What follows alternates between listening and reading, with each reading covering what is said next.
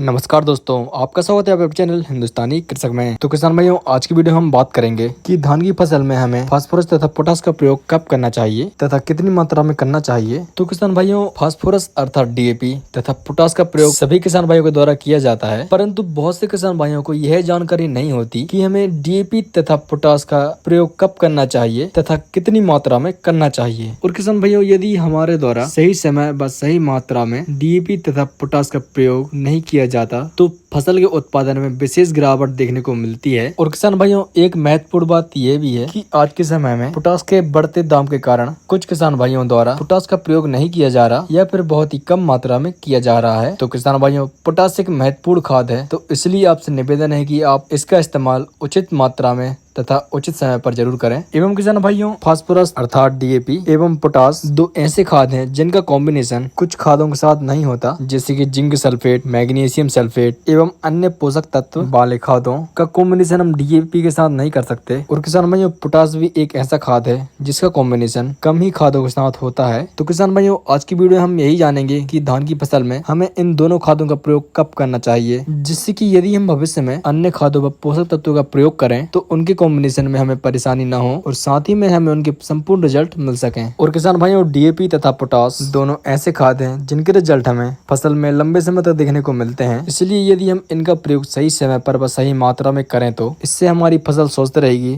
तथा उत्पादन भी अच्छा मिलेगा। तो चलिए किसान भाइयों, वीडियो शुरू करते हैं और जानते हैं कि इन दोनों खादों का धान की फसल में सही रिजल्ट लेने के लिए कब प्रयोग करना चाहिए। लेकिन उससे पहले यदि आपने अभी तक चैनल सब्सक्राइब नहीं किया है तो चैनल सब्सक्राइब कर लीजिए, क्योंकि आगे भी धान की फसल के लिए जानकारीजनक वीडियो आती रहेंगी। तो किसान भाइयों, धान की खेती दो प्रकार से की जाती है, एक तो सीधी बिजाई के द्वारा और दूसरी है रोपाई के द्वारा। तो हम बात करेंगे कि दोनों विधियों में खादों का प्रयोग कब करें। तो चलिए किसान भाइयों, सबसे पहले हम बात कर लेते हैं धान की सीधी बिजाई के बारे में कि उसमें खाद का प्रयोग कब करना चाहिए। तो किसान भाइयों, यदि आपके द्वारा धान की सीधी बिजाई की जाती है तो आपको फास्फोरस अर्थात डीएपी तथा पोटास की संपूर्ण मात्रा धान की बिजाई के समय दे देनी चाहिए, या फिर किसान भाइयों अंतिम जुताई के पहले खेत में छिड़काव कर बाद में जुताई कर दें। तो किसान भाइयों, अब इन दोनों खादों की मात्रा की बात करें तो फास्फोरस अर्थात डीएपी की मात्रा 50 से 55 किलोग्राम प्रति एकड़ कर सकते हैं। और किसान भाइयों, अब म्यूरेट और पोटास की मात्रा की बात करें तो 30 से 35 किलोग्राम प्रति एकड़ प्रयोग कर सकते हैं। तो किसान भाई, यदि आप धान की सीधी बिजाई करते हैं तो इन दोनों खादों का प्रयोग आप बिजाई के समय या फिर बेसल डोज के रूप में कर सकते हैं। और किसान भाई, यदि आप धान की खेती रोपाई के द्वारा करते हैं तो ऐसी स्थिति में आपको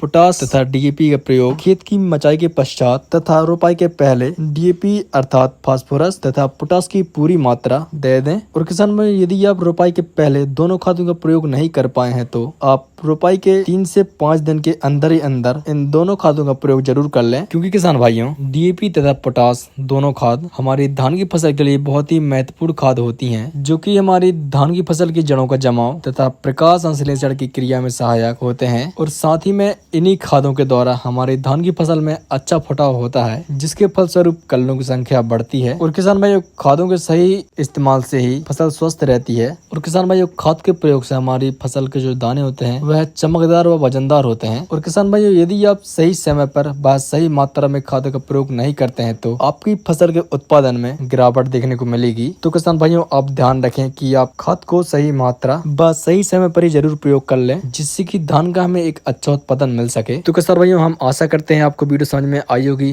यदि आपको वीडियो अच्छी लगी हो तो वीडियो को लाइक कर दीजिएगा एवं चैनल पर नए हो तो चैनल सब्सक्राइब कर लीजिएगा। मिलते हैं हम हमारी अगली वीडियो में, जब तक लिए जय जवान जय किसान।